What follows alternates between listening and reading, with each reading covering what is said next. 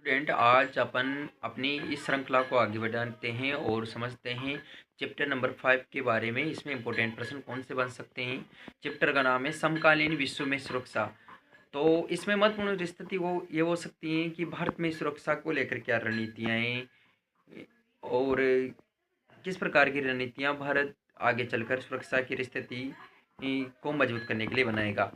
तो पहली ये हो सकती है कि सैनिक अपनी सैनिक क्षमता को मजबूत करना। भारत की सुरक्षा की रणनीति सर्वप्रथम यही है कि वह हमेशा अपनी सैनिक सत्ता को मजबूत करने का प्रयास करता है।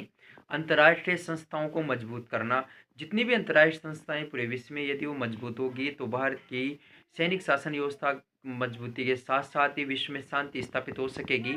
अंदरूनी समस्याओं से निपटाना। जितनी भी प्रकार की अंदरूनी समस्या होती है और गृह मामले में जितने भी प्रकार की कार्यक्षेत्र होती है उन सभी से निपटना।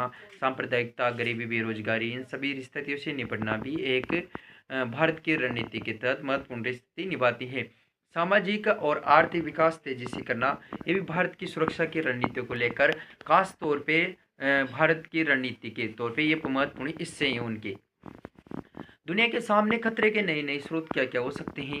आतंकवाद एक प्रमुख खतरा का स्रोत है नया, जो कि दुनिया के सामने महत्वपूर्ण खतरा बनता जा रहा है। इसके लिए पूरे विश्व को एक साथ मिलकर कार्य करने की आवश्यकता है। दूसरा है निर्धनता, गरीबी एक पूरे विश्व के लिए माँ अभिशाप है। पूरे विश्व में करोड़ों लोग ऐसे होते हैं जो कि प्रतिदिन का उपलब्ध भोजन प्राप्त नहीं कर पाते, गरीबी रेखा से नीचे जीवन यापन करते हैं। गरीबी पूरे विश्व के विकास में अवरोध और बाधा पैदा करने का कार्य करती है। महामारियाँ बहुत सी बार ऐसी कुछ विश्व के सामने विकट परिस्थितियाँ आ जाती हैं, जैसे अभी कोविड-19 का काल निकला था, प्लेग वगैरह बहुत सारी ऐसी बीमारियाँ जो पूरे विश्व को प्रभावित करने का कार्य करती है। तो ये भी खतरे के नए स्रोत के रूप में देखा जा सकता है इनको।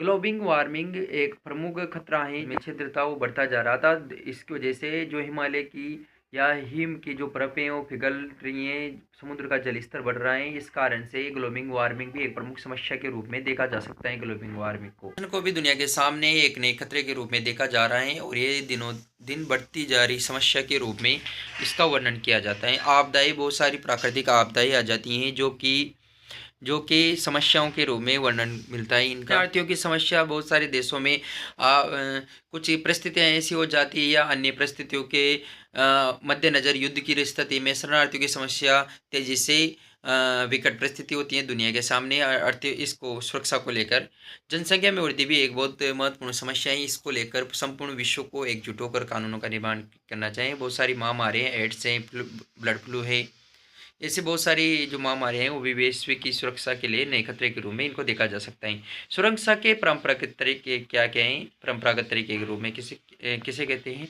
हिंसा का इस्तेमाल कम करना। न्याय युद्ध होना चाहिए हमेशा। ऐसा नहीं है कि किसी एक ही स्थिति के मुद्दे को ध्यान में रखकर युद्ध किया जाना चाहिए। जो न्याय उचित हो उसी स्थिति में युद्ध होना चाहिए। उचित युद्ध उचित कारणों, आत्मरक्षा, दूसरों को जनसंहार से बचाने के लिए होना चाहिए। युद्ध उचित कारणों के अनुसार ही होना चाहिए। आत्मरक्षा की स्थिति आ जाए वहाँ पर युद्ध होना चाहिए। दूसरों को जनसंहार से बचाने के लिए युद्ध होना चाहिए। युद्ध साधनों का सीमित प्रयोग किया जाना चाहिए।